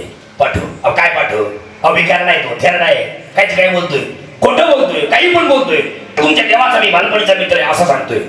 आणि मग भगवान चपापले, काय माझा बालपणीचा मित्र आणि भिकारी, काय नाव काय त्याचं. आणि मग त्या द्वारपालाने सांगायला सुरुवात केली. असा उंच आहे, कमरेत वाकलेला आहे, पाय लटलट कापतायत, हात थरथर कापतायत, मान डुगडुग हलतीये, गुडघ्याच्या वर धोतर नसलेला आहे, अंगात साधारण नाही, शर्ट नाही, गळ्यात जानवय यावरून ब्राह्मण दिसतोय, डोक्याला एक पण केस नाही पण भली मोठी शेंडी आहे. अजून काय गळ्यात फुटका लोटा टांगलेल्या दोरीनं, एका हातात भली मोठी काठी आहे, एका हातात जर्मनचं ताट आहे, कमरेत वाकलेला आहे, पोट खपाटी गेलेलं आहे, तोंडाची खोबऱ्याची वाटी तयार झालेली आहे, डोळे खोल गेलेले, आसरू सुकले, चेहरा सुकलाय. आणि सुदामा नाव सांगतोय. हे ऐकल्याबरोबर सुदामा ताडकन उडी मारली भगवंतानी. माझा सुदाम, माझा सुदाम, कुठे माझा सुदाम, कुठे माझा सुदाम, पळतच निघाला देव. आणि बाहेर आले, त्या चौकदाराला लोटलं, कडक कडून मिठी मारली. इतका रडला जगाचा मालक, इतका रडला जगाचा मालक, डोळ्यातून पडणाऱ्या पाण्यानं सुदाम देवाची पाठ ओली चिंब झाली. इतका रडला देव. एक वाक्य मध्ये घालतो आई, सगळं जग जेव्हा रडू लागतं तेव्हा त्या जगाचे अश्रू पुसणे हे भगवंताचं काम आहे. पण त्या भगवंताला ही रडवण्याची ताकद निस्वार्थ प्रेमात आहे. खूप रडला जगाचा मालक, लई रडला, लई रडला. कोणाचं धाडस होईना पुढे जायचं, कोणाचं धाडस होईना. आणि मग लक्ष्मी माता पुढे आल्या आणि बारीक आवाजात, ते बी घाबरत घाबरत, का हो इथं उभे राहणार आहे का, त्यांना आतमध्ये नाही घेणार का. हा हा, रथ सज्ज केला, भूमिकेत राहा, रथ सज्ज केला. रथात दोघेही बसले, एका बाजूला कृष्ण, एका बाजूला सुदामदेव. आणि वाजत गाजत रथ आतमध्ये आला आणि रडता रडता सांगू लागला देव, लक्ष्मी, सुदाम माझा, एका आश्रमात शिकलो आम्ही, तुला माहित नाही, कल्पना नाही लक्ष्मी. सुदाम माझा, एका ताटात आम्ही जेवायचो, एका खोलीत आम्ही अभ्यास केला, एकमेकांशिवाय कधी आम्ही राहिलो नाही, एकमेकांचे कपडे आम्ही वापरले, कधी माझा सुद्धा मला सोडून राहिला नाही लक्ष्मी. अगं मी जर कुठं बाहेर गेलो तर सुद्धा जेवत नव्हता ग, एवढा माझा जीवाचा जीवलग सकाळ लई वर्षाने आलाय. माझी अशी इच्छा आहे प्रामाणिकपणानं तुझ्या हातानं माझ्या सुद्धा मला आंघोळ घालावी, कृपा करशील. काय बोलता, मग काय महाराज आले दिवाळीच्या मना आणि लागले ना सगळ्या कामाला अष्टनायिका. कोण पाणी तापवतोय, कोण उठणं लावतोय, कोण पाणी ओततोय. आणि नेमकं जगाच्या मालकिनीचा हात, विश्वाच्या नायिकेचा हात, लक्ष्मीचा जगन्मातेचा हात, रुक्मिणी मातेचा लागला पाठीला. पाठ चोळता चोळता पाठीला हात लागल्याबरोबर जन्माचा शिलभाग निघून गेला, थकवा दूर झाला. जगाची माता आहे ती, तिच्यासाठी सगळं जग धडपडते, रात्र दिवस, डे नाईट ड्युट्या चालू आहे, दोन कीर्तन आपलं आहे का नाही, रात्र दिवस धडपडते सगळं जग, आहे का नाही. पण ती आहे का नाही, काय बोलायचं बाबा, तिचा हात लागला, शिलभाग निघून गेला. जुने वस्त्र काढले, नवीन वस्त्र घातले आणि मग गप्पा रंगल्या. भूमिकेत राहा, भूमिकेत राहा सगळे. मग गप्पा रंगल्या. कुठं होता इतका दिवस, का नाही आला इतका दिवस, मला तुझी किती आठवण यायची देवा, मला पण तुझी आठवण यायची, मग का नाही आला देवा, तू द्वारकेचा राजा झाला, अरे तू आता माझा मित्र नाही, तू जगाचा बाप झालाय, जगाचा विश्वाचा नायक तू झालाय देवा, अरे तू सगळ्यांचा उद्धारक झालाय आणि तू द्वारकेचा राजा झालाय. लहानपणीचं विसरून जाता आपण, मी असा भिकारी आलो, दरिद्री माझ्या वाट्याला आली आणि तुझ्याकडे कसं यावं म्हणून मी आलो नाही. अरे सुदामा, अरे मैत्रीमध्ये कोणी लहान मोठा असतं का दादा, येत जा येत जा. आणि खरे माझ्या वहिनीनं म्हणजे तुझ्या बायकोनं काही दिले की नाही मला. आणि मग सुदामदेवाला त्या पोयांची आठवण झाली. आता सुदामदेवाने एकदा पाहून घेतलं सगळीकडं,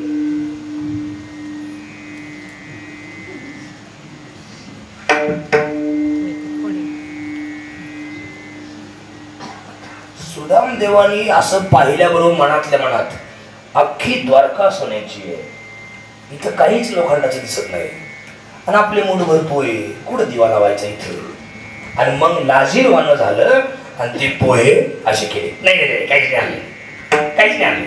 नाही काही नाही दिलं तिला. खरं सांगणार का मला कळतं सगळं. नाही नाही नाही काहीच नाही आणलं. काहीच नाही आणलं. भगवंताने पाठीमागून हात घातला, सुदामाचा हात ओढला, ते हाड दिसायचे सगळे, मास काही नव्हतं अंगावरती.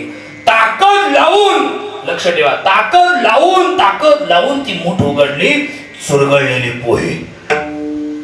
त्या पोह्यांमधला शुद्ध भाव पाहिला आणि मित्राचा निस्वार्थ प्रेम पाहिलं. छबुनाना भिकारी कसा कधी न मिळाल्याने गपा गपा खातो, तसा जगाचा बाप न म्हणे वशिष्ठ आठवत. परत तिसरं छळ.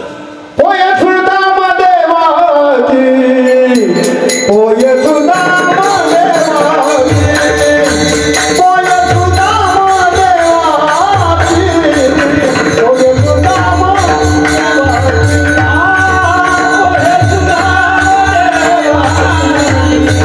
पोय सुदाम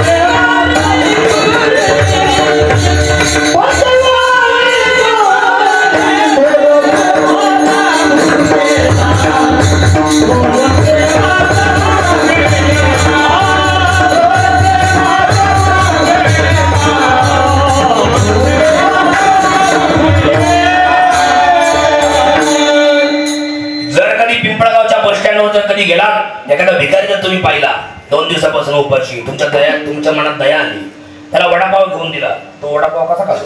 गबा गबा. तो वडापाव संपेपर्यंत तुमच्या तोंडात सुद्धा पाहत नाही. तसा भगवान जगाचा बाप कधी न मिळाल्यासारखा, ऐश्वर्य संपन्न, विश्वाचा नायक, लक्ष्मीचा पती, पण कधी न मिळाल्यासारखा गपा ते पोहे खायला सुरुवात केली. फकी मारी कोरडेची. आणि मग त्या दिवशीची रात्र आहे का आता, भूमिकेत राहा सगळे भूमिकेत राहा. त्या दिवशीची रात्र अख्खी द्वारका नगरी शांत झोपली होती. चित्र डोळ्यापुढे आणा. रातकिडे किर किर किर किर करत होते. पक्षी चिवचिव करायचा, एखादा मधुरच एखादा कुत्रा मोठ्याने बोलायचं. रातकिडे पुन्हा किर किर किर किर करत होती. अशी भयान शांतता पसरली होती. अख्खी द्वारका काळोखात गडप झाली होती. अशा रात्रीला फक्त 2 जण जागी होते, कृष्ण भगवान आणि सुदामदेव. आणि बारीक आवाजात दोघांचं बोलणं चालू होतं. मी चिडच होतो, मला माहिती. बारीक आवाजात, सुदाम जी देवा, तुला आठवतं का रे? काय देवा? आपण सांदीपणी ऋषींच्या आश्रमात शिकायला होतो. हा, आणि एकदा रिमझिम पाऊस पडत होता. गुरुमाईनं आपल्याला जंगलातून लाकडं आणायला पाठवले होते. ओ बरोबर आठवलं. आणि काय रे सुदामा, अजून एक, ते लाकडं आणायला आपण गेलो होतो तेव्हा गाठोडं दिलं तर फुटाण्याचं तुझ्यावर, आणि भूक लागल्यावर दोघंही खा असं सांगितलं होतं.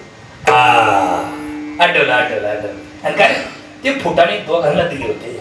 तू मला पुढं जाऊ दिलं, मला पुढं काढून दिलं, तू मागं थांबला. वरून पाऊस पडत होता, खाली चिखल झाला होता. ते फुटाणे तू एकटा खात होता. आणि मी तुला विचारलं, सुदामा आणि दात का वाजते? तर मला काय म्हणलं होता?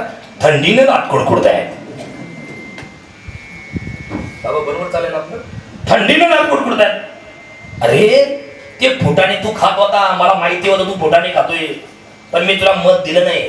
बघू तुझं किती प्रेम माझ्यावरती. आजपर्यंत कधीच झालं नव्हतं, आणि आज का मला म्हणत नाही फुटाणे का? म्हणून मी तुझं मत पाहत होतो. वरून पाऊस पडत होता, खाली चिखल झाला होता. ते फुटाणे खाता खाता तुझा खाली लक्ष नव्हतं. त्या चिखलात तुझा पाय पडत होता, माझा पण मी पुढं होतो, तू मागं होता. ते फुटाणे खाता खाता तुझं लक्ष नव्हतं. खाली चिखलात एक भला मोठा काटा होता, येड्या बाबळीचा, असा रुतला तुझ्या पायात, आणि तू धाडकन खाली कोसळला. आणि मोठ्याने चला, कृष्णात हो. मी पडत आलो, तुला लहान बाळासारखा उचलून घेतला सुदामा, आणि माझ्या पितांबरानं तुझा चिखलाने भरलेला पाय पुसला.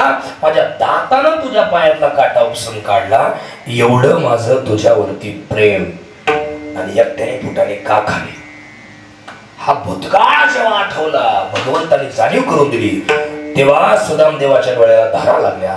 सुदामदेव रडत रडत सांगू लागले, दादा कृष्णा, आता तू देव असशील पण जगासाठी. आता आपण दोघं मित्र आहे, आपण दोघंच इथं, कोणीच नाही.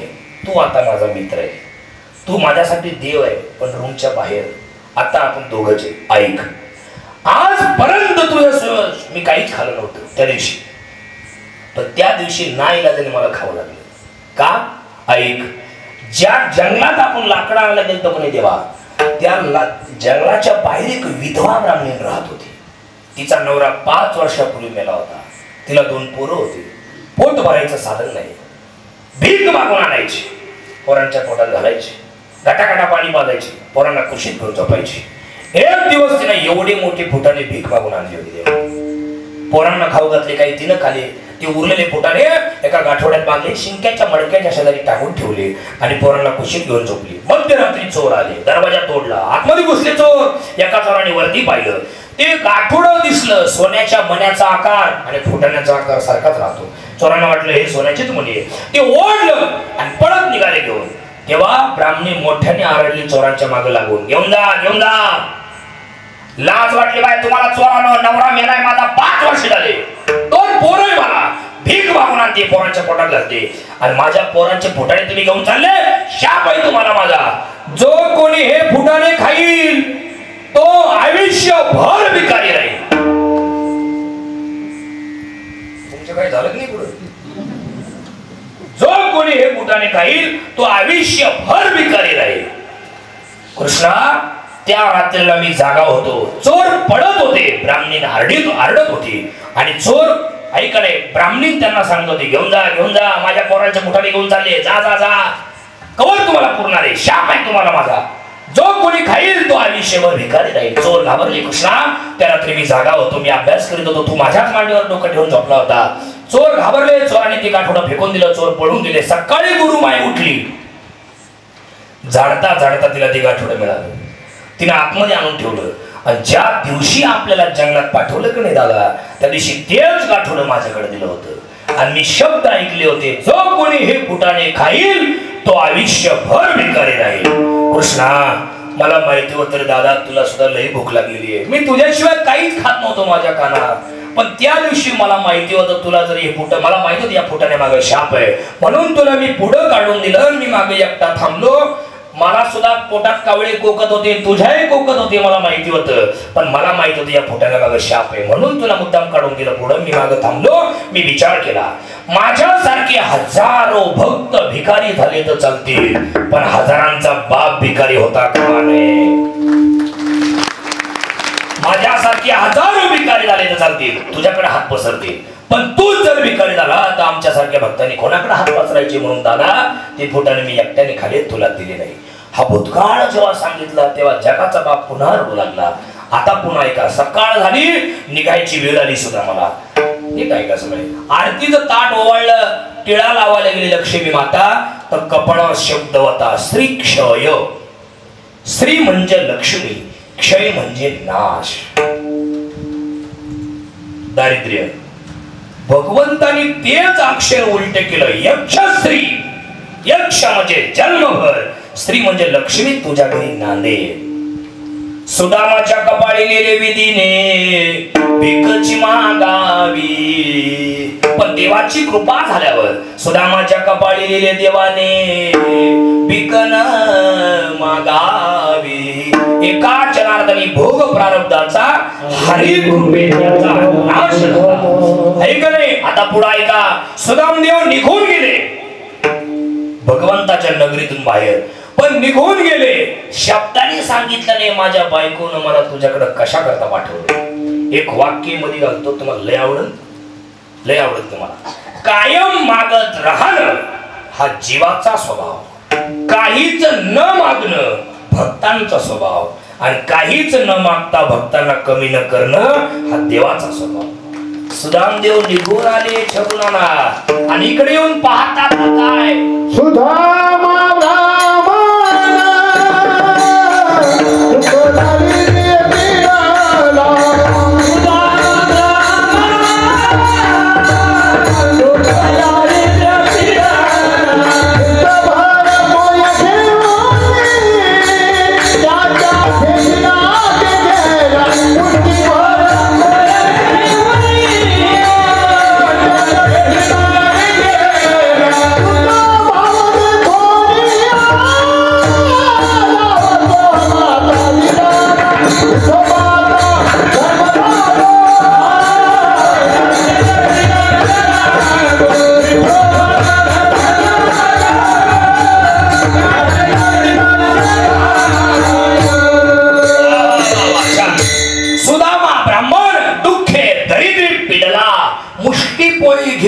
देवाची भेटी लागी गेला आणि देवाची कृपा झाल्यावर शुद्ध भाव देखून या गाव सोन्याचा दिलागा. बरेच लोक सोन्याच म्हणतात, सोन्याचा दिलागा, बरोबर आहे की नाही. चला आता ऐका पुढची गोष्ट. काय केलं सुदामाने? काहीच नाही केलं, फक्त शुद्ध भाव, निस्वार्थ प्रेम. म्हणून सुदाम देवाचे पोहे, थोडे पोहे देवाने गोड करून घेतले. अजून काय करतो देव? पहिल्या चरणात पुरावा ऐका महिमा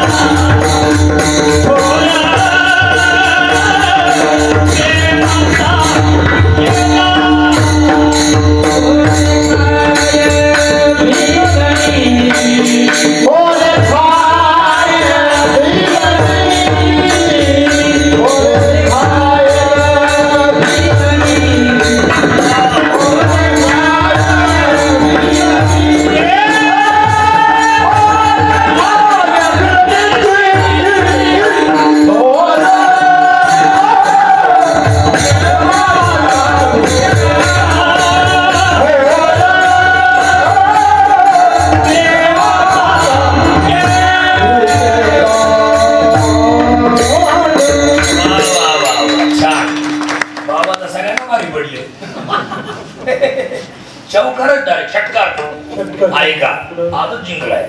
ऐकले मुद्दा आपला चालला होता, काय करतो अजून? ऐका महिमा आवडीची. पहिल्या चरणात पुरावा दिलाय. शबरीची उष्टी बोन भगवंताने खाली. हे सगळ्यांनाच पाठ आहे, त्याच्या पुढे सांगतो. ऐकलं नाही ते सांगतो, सांगण्याचा प्रयत्न करतो. बऱ्याच जणांनी ऐकलं असेल नसेल मला माहिती, पण पुढचं पूर्ण करतो आणि सांगतो. ऐका, शबरीची उष्टी बोन भगवंताने खाली. हे सगळ्यांना माहिती, कोणी पण सांगतो ते. काही सांगतो लोकांना, काही बी. आळंदीत बर का, आता हे जुने कीर्तनकार मंडळी ना, यांनी पूर्ण ऐकलेलं आहे, त्याच्यामुळे यांचे काही शब्द सुटते नाही बाबा, बरोबर आहे की नाही. पण ज्या मंडळीने आळंदीत 4 वर्ष अभ्यास केलाय, संस्थेत दिवस काढले, त्यांचे कोण नाही कधी, पण इकडून तिकडून तुकडे गोळा करून पंगत घालणाऱ्यांची कधी कधी पंचायत होती बाबा, लय पंचायत होती. मी असं ऐकलं एका जणाचं, शबरीच्या कुटियात राम आला. तो त्याच्या रितामडी खोडायला होता. राम आला, आले म्हणावा, आला राम आला. शबरी उड्या हाणायला लागली आणि शबरीला लय जाणून झाला. टॉपलेट पोरं पडले होते. रामाला म्हणले, रामा बस, असं तसं गडी बस. आणि टॉपलेटले पोरं उचलले. शबरीनं आज खाली कुरताडले, अर्धे काढले आणि देवाला दिले. देवाने लगेच खाले. थोर प्रेमाचा बुकेला. काय बिकानी गेलो, त्याला काही मिळत नाही काय. आणि त्याच्या जीवावर सगळं जग चाललं. आणि उष्टे बोर खायला काय बेकार येतो. उष्टेच बोर खाले, पण कोणते उष्टे खाले, फार महत्वाचा विषय आहे. बसा सगळे ऐका. ज्या दिवशी गुरुजी, शबरीचे गुरुजी मातंग ऋषी शबरीच्या कुटियात आले. शबरी, बाई, बाळा, इतक्या वर्षापासून तू माझी सेवा करते ना बाळा, आजपर्यंत मी तुझ्या कुटियापर्यंत कधी पोहोचलो नाही. तू माझ्या प्रवचनाला बसायची पण लांब बसत होती. मी जवळ येऊ दिलं नाही, स्त्रियांची सावली नाही बाळा मला. पण आज मी डायरेक्ट तुझ्या कुटियात आलोय. हा ना गुरुदेव, मी तेच विचार करते, काय उद्देश काय ते सांगायला आलो बाळा. ऐक, आज आता काही दिवसांनी काही वेळात, आता 11:15 वाजले बाळा, 11 वाजता मी जाणार आहे बाई. शेवटीचे गोष्टी सांगू लागले. 11 वाजता मी जाणार आहे बाई. कुठे चाललात तुम्ही? घरी चाललात ना? पुढच्या वर्षी परत या. नाही नाही नाही, मी जिथं केल्यानंतर परत कोणीच येत नाही अशा ठिकाणी मी चाललोय. मग आमचं काय तेच सांगायला आलो बाई. शबरे, आजपर्यंत तू जशी माझी सेवा केली तशी सेवा माझ्या पश्चात कर, म्हणजे मी गेल्यावर कर. माझ्या शब्दावर विश्वास ठेव, तुझ्या मनात भाव ठेव, अंतःकरणात श्रद्धा ठेव. बाई, एक ना एक दिवस जगाचा बाप, विश्वाचा नायक, सृष्टीचा निर्माता वाट वाकडी करून तुझ्या कुटियात तुला जागेवर दर्शन द्यायला येईल एवढं सांगण्यासाठी आलोय. आणि माता ऋषी अंतर्धान पावले. समाधी घेतल्यानंतर शिष्य परिवार निघून गेला, गुरुजी गेले, इथं राहायचं कशाला. त्याच्यानंतर शबरीनं आश्रम सोडला, तिला करमत नव्हतं. ती जंगलात फिरायची, रानावनात, आणि झाडांना मिठे मारायची आणि झाडांशी बोलायची. कोई कहियो रे प्रभु आवन की मन बावन की, आवन की मन बावन की, कोई कहियो रे प्रभु आवन की. सांगा ना हे झाडांनो, हे फळांनो, हे वेलीनो, हे वृक्षांनो, हे झाडांनो, अरे सांगा, हे जंगलच्या राजांनो सांगा, माझा देव कोणी पाहिला का? कधी मला तो देव भेटेल? सांगा ना. कोणी गावी आहे सांगा, हा विठ्ठल जरी तुम्हाला कोणा असेल ठावा का सांगा, सांगा. अशा काळात जर तिला भूक लागली, अंतरवेली, ती काय करायची? एवढे दगड घ्यायची. भूक लागली, एवढे दगड, भूक लागलं, एवढे दगड घ्यायची बाबा, आणि नेम धरून त्या जंगलातल्या बोरीला दगड मारायची. आणि 10-12 बोरं खाली पडले का ते उचलायचे. आंबट लागलं का फेकून द्यायचे, तुरट लागलं का फेकून द्यायची, आणि गोड बोर लागलं का ते बोर खायची. त्या गोड बोरीची बी कमरेला बसून ठेवायची. अशा अनेक गोड बोरींच्या बिया शबरीकडे जमा झाल्या होत्या. 4 महिन्याचा उन्हाळा संपत आला आणि पावसाळा तोंडावरती आला, शबरी आपल्या झोपडीच्या आजूबाजूला खड्डे खोदायची, त्या गोड बोरीच्या बिया त्या खड्ड्यात टाकायची. आणि मग 4 महिने तापलेली जमीन, आसुसलेल्या बिया, आणि वरून पावसाचा मारा, बरोबर बरोबर बरोबर त्या बिया वाटायच्या. अशी अनेक गोड बोरींची झाडं शबरीच्या झोपडीच्या आजूभोवतीला झाली होती. आणि ज्या दिवशी भगवान कुटियात आले त्या दिवशी त्या बोरीची बोरं पाडून दिली, ते असे कानाटून नव्हते दिले. आणि देवानी लगेच खाले. का बरं? दुसरं चरण परत प्रेमाचा भुकेला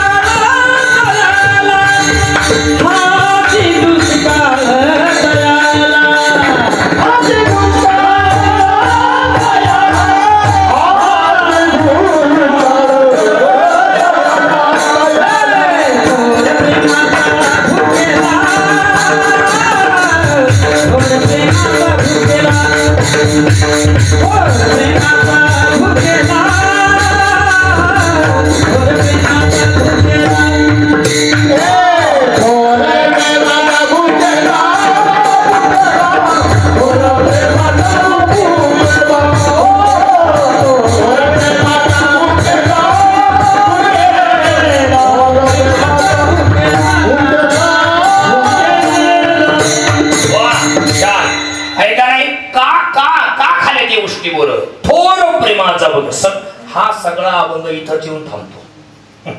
तुम्ही कुठे जा तो इथंच येऊन थांबतो. जसा सकाळी घरट्यातून निघालेला पक्षी दिवसभर आकाश मार्ग फिरतो, संध्याकाळी पुन्हा घरट्यात येतो, तसं या अभंगात तो कुठल्याही कीर्तन करणे हा अभंग येऊ द्या, ते बरोबर येऊन जाऊन तिथंच येऊन थांबतात. थोर प्रेमाचा भुकेला. कसं? ऐका महिमा आवडीची, गोरे खाय बिलिनीची. का बरं? थोर प्रेमाचा भुकेला. अरे का नाही? राधाकृष्ण एकमेकांशिवाय राहिले नाही. का बरं? थोर प्रेमाचा भुकेला. जगावरती प्रेम करतो. का?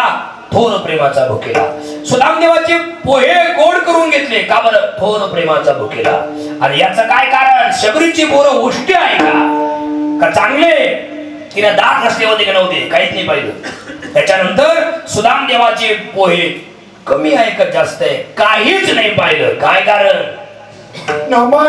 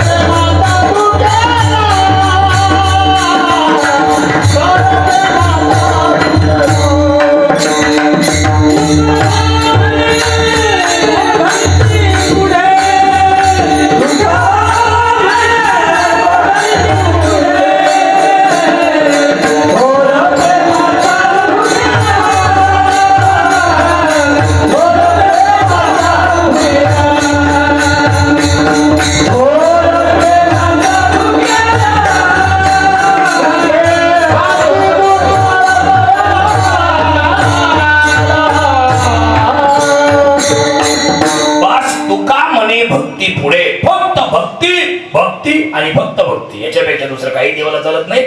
फक्त भक्ती करणारा माणूस देवाला आवडतो. या आजच्या अभंगातून सिद्ध झालंय. एकदा मोठ्या प्रेमाने भजन करा. विठोबा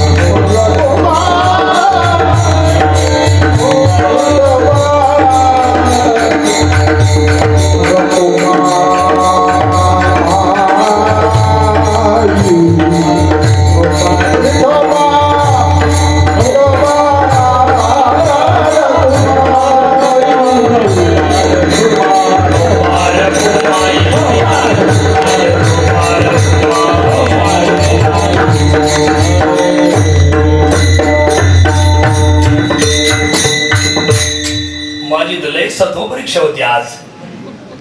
बाबा मी ओळखलं नाही तुम्हाला, माफ करा. लोटांगण घालतो आपल्या चरणावर. बघा बघा बघा, विक्रम महाराज काळे सर आले बघा. ते ड्युटीवरच्या वेळेस त्यांना मी आता पाहिलं होतं, पण आज खरंच नाही ओळखलं मला. खरंच माफ करा. छान. हे कसं असतं तुम्हाला थोडंसं मला 5 मिनिटं द्या. अंतर्विली कर. हे असं असतं बघा. पंडित आहे का? नाही हे करा, अर्धवट ऐकून वाढवा. एखाद्या मालकानं पोपट विकत घ्यावा, नीट ऐका. एखाद्या मालकानं पोपट विकत घ्यावा बाजारातून चंद्रकांत, आणि त्या पोपटाला आपणच बोलायला शिकवावं. काय म्हणतो? एखाद्या मालकाने पोपट विकत घ्यावा आणि त्या मालकाने त्या पोपटाला बोलायला शिकवावं, आणि वरून पोपट चांगला बोलतोय म्हणून पुन्हा मान हलवावी. वा काय बोलतोय पोपट. तसं आहे की नाही? या मी जुन्या कीर्तनकारांच्या तोंडातून असं ऐकलेलं. तर दोंडराम बाबा आहेत, पूजनीय विक्रम महाराज काळे आलेले, हे सगळे ज्येष्ठ माणसं आहेत, दादा वगैरे सगळे माणसं, हे त्यांच्या तोंडातून ऐकलेलं आम्ही जुन्या कीर्तनकारांच्या. आणि परत त्यांच्या पुढं सांगायचं, त्यांनी परत मान हलवायचे. वा चांगला बोलतोय पोपट. पोंचा आपणची पडविजे, पडिये तरी माथा तुकीजे. खरंच क्षमा करा. आणि आता ही परीक्षा होती, आज मी पास झालो. बरं झालं, आता काय मला भीतीने राहिली आहे की नाही. हा मुद्दा आपला पर्वत नवी करवा बसले पुढं, पाय माझे डायरेक्ट असं पार पायापासून इथपर्यंत थरथर थरथर चालू होतं. पण ठीक आहे, परीक्षेत पास व्हावं लागतं, कुठेतरी उतरावं लागतं. त्या निमित्तानं त्या दिवशीची परीक्षा, आज ही परीक्षा. फार बरं वाटलं, छान वाटलं. मुद्दा आपला संपलाय. कीर्तन आपलं माझ्या अल्पबुद्धीने मांडण्याचा प्रयत्न केला. गोड करून घ्या. जाताना 3 गोष्टी संपले कीर्तन. पहिली गोष्ट, समाधानी राहायचं असेल, कधीच कोणाचं ऋण ठेवू नका. हत्या कधी कोणाची करू नका, आणि वैर कधी कोणाची ठेवू नका. ऋण ठेवायचं म्हणजे काय करायचं? कोणाचे पैसे जर घेतले 50 रुपये तर देऊन टाकायचे. पण सध्या लोकांची मती भ्रष्ट झालेली. पैसे घ्या तर उंदरापेक्षा बारीक दोन करते काही काही, आणि परत त्याशी आम्हाला फोन बंद करून ठेवते. काय तर फोनाला बायकोला सांगायचं, उचल उचल उचल ना, त्याला सांग मी घरात नाही. आणि त्याने वट्ट्यावर येऊन फोन केला, मग काय करायचं? घरात ठेवा. जर कोणाची 50, हे सुद्धा मी नाही बोलत, हे सगळे महाराजांचे संदेश आहे. ऐका ऐका ऐका. जर त्या, आणि त्याने काय बघा, गरीबाचा आशीर्वाद मोठा असतो आणि गरीबाचा शाप मात्र भयंकर वाईट असतो. आचार्य चाणक्य म्हटले, कोणाची 50 रुपये बुडवा तर तुम्हाला 500 रुपये द्यावे लागतील. 500 बुडवले तर डायरेक्ट 5000 आजारी बिजारी पडले तर ते बिल डॉक्टरचं असेल. कधीच कोणाचा ऋण ठेवायचं नाही. हत्या कधी कोणाची करायची नाही. हत्या माझ्याकडे पाहून जांभळ दिली म्हणजे बरं, जांभळे कशी दिली पाहिजे तुम्ही? जांभळी द्यायच्या टायमाला मी द्यायचं का पाहिजे टाइम? त्यांना जांभळे भाषा द्यायची ती. पण मी पाहिल्यामुळं गंमत केली नाही. या पुढं ऐका मुद्दा, कधीच कधीच कोणाशी वैर ठेवायची नाही. वैर म्हणजे भांडण, दुश्मनी. का बरं? इकडे बा, एक कलियुग आहे आणि कलियुगाचा वारा उलटा फिरलाय. इथे नास्तिक लोकांचा सन्मान चालू आहे आणि चांगलं वागणाऱ्यांना भयंकर त्रास आहे. काय आहे? बरोबर आहे की नाही? ऐका कलीचे असत्याशी रिझले जीवन, पापा तेथे अनुमोदन, कळती करती हेळण संतांचे. आहे की नाही? गेले विसरून खऱ्या देवा, असा प्रकार चाललाय सध्या. त्याच्यामुळे कधीच कोणाशी वैर ठेवायची नाही. पाठीमागे अवघ्या महाराष्ट्राचं कुलदैवत आहे. त्यांचे सुपुत्र छत्रपती संभाजी महाराजांचा घात करणारी माणसं बाहेरचे नव्हते. त्यांच्या घरातले 3 जण होते. त्यांच्या बायकोचे 2 भाऊ आणि महाराजांची सावत्र आहे. गणोजी आणि कान्होजी शिर्के आणि महाराजांची सावत्र आहे संभाजी महाराजांची. या 3घांनीच महाराजांचा घात केला. वाटोळा करणारे, त्रास देणारे, आपल्याला छळणारे, आपल्याला मागे खेचणारे बाहेरचे लोक नसतात, आपल्या जवळचेच लोक असतात. त्याच्यामुळे लई जवळ कोणाच्या जाऊ नका आणि लई लांब कोणाच्या राहू नका. लई जवळ जाल तर लई रडाल आणि लई लांब राहाल तर कायमचे वाळीत पडाल. त्याच्यामुळे जुन्या माणसांची म्हण होती, दुरून डोंगर साजरे. डोंगर लांबूनच पाहिजे छान दिसतो. रतनगड किंवा वणीचा गड, तर वणीची गड मातोश्री, त्याच्यामुळे काही नाही. पण शेजारच्या आजूबाजूची गड पाहा तुम्ही, ते डोंगर बिंगर लांबूनच पाहिजे. जवळ गेले का सरा येड्या बाबडी आहे का नाही? त्याच्यामुळे लई जवळ जायचं नाही. विस्तू असतो विस्तू, त्याच्या जवळ गेले का चटका बसतो आणि लांब राहिले का थंडी वाजते. त्याच्यामुळे चटकाही नाही बसला पाहिजे, थंडी नाही वाजली पाहिजे. इतक्या अंतरावर राहा. पायाला साखळदंड बांधले, हाताला साखळदंड बांधले. 2.5 वर्षाचे असताना संभाजी महाराजांची आई वारली होती. 21 वर्षाचे झाले तर छत्रपती शिवाजीराजांनी जगाचा निरोप घेतला. आई गेली, बापही गेला. माय मेली बाप मेला, हे माय मेली बाप मेला. उलट राहिलं. आता सांभाळी विठ्ठला, आता सांभाळी विठ्ठला, मी तुझे काले करू, नको मजसी अवेरू. बापाही गेला आई गेली, कोणीच नाही राहिलं, पण बहिर्जी नाईक होते त्यामुळे काही वाटलं नाही. पण कंबार खस्ती महाराजांनी लढायला सुरुवात केली. आया बहिणीची आबरू आहे का नाही वाचवण्याची वेळ आली, कुंकू रक्षणाची वेळ आली. माझ्या बापांना धर्म जागवलाय, माझ्या बापांना स्वराज्य निर्माण केलंय, त्याला उजाळा देण्याची वेळ आली. अशा काळात बायकोच्या भावांनी घात केला. काय बोलायचं? हाताला सकळदंड, पायाला सकळदंड, 180 डिग्री सेल्सिअस इतका कडक गरम पाणी उकळून त्यांच्या अंगावर ओतलं होतं. बटाट्यासारखे उकडले महाराज. नंतर यांनी साल्ट काढले, मिठाचं पाणी ओतलं, नख काढले, डोळ्यात सळ्या घातल्या, अजून काय जीभ तोडली. हे दृश्य पाहिलं आणि जीवाचा जिवलग सखा घरातलं कोणीच नव्हतं महाराजांच्या सोबत. बायको सुद्धा नव्हती, फक्त कवी कलश सोबत होता. माझ्या मालकाचा एवढा निर्दयांत चालू आहे हे दृश्य त्याला पाहावं नाही. जागेवर कवी कलश मेला, जाग जीव सोडून दिला, प्राण देऊन टाकला. याने तुकडे तुकडे केले महाराजांचे, समोरच्या गंगेत फेकले. हरिजन समाजाच्या माणसाने कृपा केली आपल्या लोकांवरती. ध्यानात ठेवा, तुकडे तुकडे गोळा केले, जिकडं रस्ता मिळत तिकडे घेऊन पळायचा. वढू आणि तुळापूर नावाची 2 गावं आहेत. तुळापूर आणि वढू पुण्यापाशी आळंदीच्या जवळ 12 किलोमीटर. तिथं आणून अख्ख्या गावाने मिळून ते प्रेत तुकडे तुकडे शिवले, प्रेत तयार केलं, महाराजांना समाधी दिली. म्हणून त्या गावाला आडनाव शिवले आहे. बाबा शिवले आडनाव आहे त्या गावात. त्यांना म्हणलं तुमचं असं कसं काय आडनाव? ते म्हणे असा इतिहास आहे. आजही त्या गावचे लोक महाराजांच्या नावाचा सुतक पाळतात. दादा आजही पोरस आहे काय पाळतात? त्या गावातली पोरं पायात चप्पल घालत नाही असं त्या लोकांनी मला सांगितलं. त्या गावातल्या पोरी नवीन कपडे खरेदी करत नाही त्या काळात. कोणता काळ येतो? माघ वद्य अमावस्या म्हणजे शिवरात्री नंतर येणारी 3री दिवसाची अमावस्या. तिथून पुढे 1 महिनाभर म्हणजे फाल्गुन अमावस्या म्हणजे गुढीपाडव्याच्या आदल्या दिवशीची 1 महिनाभर ते लोक पायात चप्पल घालत नाही. कोणी एका टायमाला जेवतो. त्या गावातल्या पुरी नवीन कपडे खरेदी करत नाही. त्या गावातली माणसं एका टायमाला जेवण करतात. त्या गावातले काही काही पोरं असे म्हणले महाराज आजही डाव्या कुशीवर झोपतात 1 महिनाभर. का? महाराजांचा आवाज येतो का काय? कोणीतरी धावा, कोणतरी वाचवा असं आवाज येतो का काय? आणि आम्ही जातो काय महाराजांच्या मदतीला? असे ते लोक करतात आहे का नाही. कोण डोक्याचे केस काढून टाकतो. वेगवेगळ्या प्रकाराने सुतक पाळतात. हे तुम्हाला मी काय सांगितलं? वाटुळ करणारे लोक बाहेरचे नसतात, आपले असतात. त्याच्यामुळे जवळ जाऊ नका, वैर कधी कोणाचे घेऊ नका. पुढची गोष्ट, विद्वत्तेचा कधी गर्व नका होऊन देऊ. विद्वत्तेचा गर्व म्हणजे आपल्यापेक्षा 1000 पटीने श्रीमंत लोक, ज्ञानी लोक, पंडित लोक, विद्वान लोक या जगात राहतात. आता हे पूजनीय विक्रम बाबा महाराज काळे पुढे बसले, धोंडीराम बाबा आहे, हे सगळे दादा आहेत, हे सगळे माणसं आहेत. तुम्ही मोठ्या मोठ्यांची ऐकलेली माणसं आहात, पण गपचीप बसलेत पुढं. कुठला गर्व नाही, कुठला अहंकार नाही. याकडे म्हणलं अरे धोंडीराम बाबांनी सांगितलं बाबा पुढे बसले, हे तुम्हाला माहिती पण नव्हतं. आणि ते मी सांगितलं नाही विक्रम महाराज. एखाद्या म्हणला तर मी माहिती कोण आहे, पण गप बसलेत बिचारे. कुठला गर्व नाही, अहंकार नाही केला शेवटपर्यंत या लोकांनी. म्हणून हे लोक आजही जिवंत आहेत आणि चंद्र सूर्यपर्यंत हे गेले तरी जिवंत राहणार आहे का नाही. कुठल्याच गोष्टीचा अहंकार नाही. काय करायचं काय? आम्ही तुम्हाला खरं सांगतो, छत्रपती संभाजी महाराजांचा मी लई फॅन आहे दादा. बाबा हे पोरं पुरी कशी प्रेमात पडतात असं मी संभाजी महाराजांच्या प्रेमात पडलेलं आहे. मी आजही येतानाच मागाशी रडत होतो. का?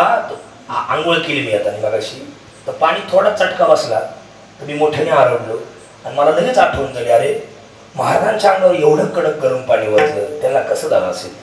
प्रेमात पडलेले महाराज. त्यांची शपथ घेऊन सांगतो, रोज मी कीर्तनाला जेव्हा फेटा बांधतो, ताई काकी मावशी आत्या भाऊदादा पाहुणे सगळे आहे का, जेव्हा फेटा बांधतो, जेव्हा प्रवचनाला बसतो स्टेजवर, तेव्हा मी खरं सांगतो छत्रपती संभाजी राजाची शपथ घेऊन मी माझ्या मनाला एक गोष्ट सांगत असतो, भाऊ तुम्ही आता कीर्तन करणारे, प्रवचन करणारे, पण ध्यानात ठेवा तुमच्या पुढे जेवढे बसेले हे सगळे तुमच्यापेक्षा 1000 पटीनं हुशार आहे. हे ध्यानात ठेवायचं, मग तुम्ही कीर्तन करायचं. हे रोज मी माझ्या मनाला सांगत असतो. हे जुने कीर्तनकार होते ना, लई चांगली माणसं होती महाराज, लई भारी माणसे. हे यांच्यासारखी माणसं परत होणार नाही. पण ही आमची पिढी ना, याच्यातल्या निम्म्या लोकांचा असा गैरसमज चंद्रकांत दादा की आमच्या पुढे बसलेली येडपडत बसत राहतात. येडपड ते येडपड जेव्हा तुमच्या तारखा घ्यायच्या बंद करतील तेव्हा कळत येडपड कशी राहतात. बायकोला कीर्तन सांगलं का ती ऐकल का? लाटणच घेईल ती. तिकडं सांगा अंतर होईल, आम्हाला नका सांगू. हे काय लोकांना कमी समजायचं कधीच. पण चिमणी 10 वर्षाची 1400 वर्षाच्या बाबाला भारी पडलेली, कुठं न्यायची कुठं? एवढले पोरं आहेत, वाचता येत नाही, अजून लिहिता येत नाही, पण 50 वर्षाच्या बाबाचा मोबाईल नीट करते आजोबाचा. कुठं न्यायची? यांच्या पुढे आपली विद्वत्ता कधीच मला कमी समजायचं आहे.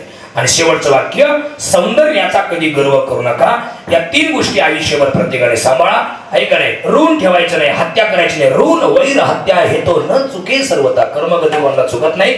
जो प्रामाणिक राहतो त्याची किंमत लोकांना कळत नाही. पण जो बोलण्यात लबाड, दुचा, विश्वासघातकी, तोंडावर एक बोलतो, मागे एक बोलतो, कामापुरता जवळ येतो, काम झालं का घर संपूर्ण वैद्य मरो, असे जे राहतात त्यांचीच किंमत सध्या समाजात आहे. पण ध्यानात ठेवा, कटू सत्य जरी असलं पण ते पराजित नाही होत.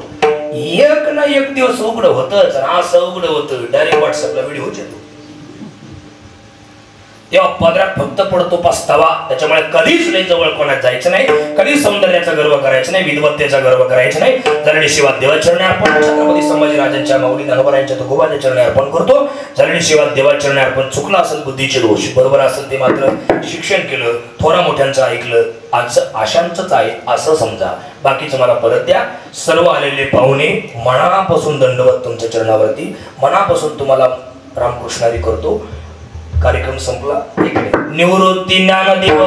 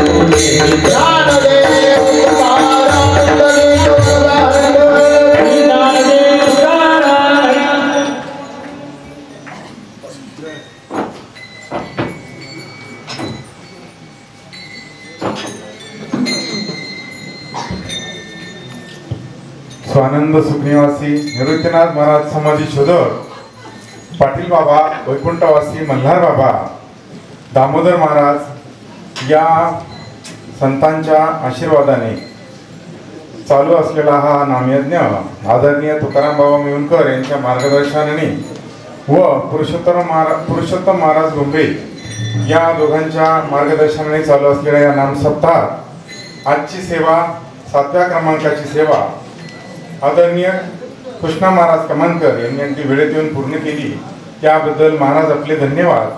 तसेच परिसरातून आलेले मुखेड भजनी मंडळ, राजाराम बाबा व त्यांचं भजनी मंडळ, पिंपळाव बसवंत, उंबरखेड, साकोरेमी, कोटमगाव, विक्रम महाराज व त्यांचे भजनी मंडळ रेडगाव, धोंडीराम महाराज व त्यांचे भजनी मंडळ वडाळी भोई, तसेच आमचे चंदूदादा सोयगाव, शिंदवड परिसरातून आलेली इतर भजनी मंडळ, आपल्या सर्वांचे आभार. आजचं संत भोजन अर्थात फराळ सकाळी सुरेश कोंडाजी महाले यांच्याकडे झालं, रात्रीचं संत भोजन पुंडलिक राधाजी देसाई यांच्याकडे झालं आणि उद्याचे संत भोजन परशुराम श्रीराम महाले व सोमनाथ दत्तू महाले यांच्याकडे आहे. उद्याचे कार्यक्रम पहाटे 5 ते 7 काकडा आरती होईल. तदनंतर ज्ञानेश्वरी पारायण होईल. सायंकाळी 6 ते 7 हरिपाठ होऊन रात्री 9 ते 11 परम आदरणीय मुक्ताई दासानुदास तुकाराम महाराज चौधरी यांचे कीर्तन होईल. याची सर्वांनी नोंद घ्यावी व सर्वांनी जास्तीत जास्त संख्येने हजेरी लावा. रामकृष्ण हरी. पाहुण्यांनी चहा पाणी घेतल्याशिवाय जाऊ नये. आज रात्रीचा जागर जनार्दन स्वामी भक्त मंडळाचा होईल.